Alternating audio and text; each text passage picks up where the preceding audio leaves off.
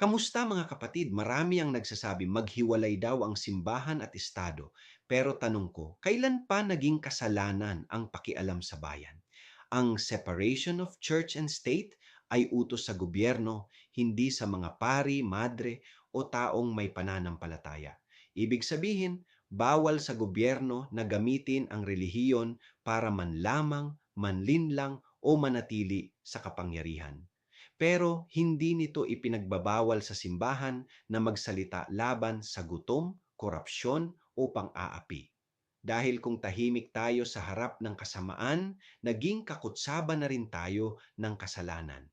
Ang pananampalataya ay hindi lang dasal sa loob ng templo. Ito'y pagkilos sa lansangan, sa bukid, sa pabrika, sa tahanan.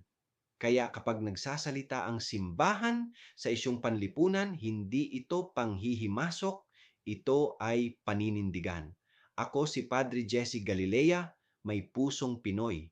Kasama mo sa pananalig at pakikibakang panlipunan. Hanggang sa muli mga kapatid.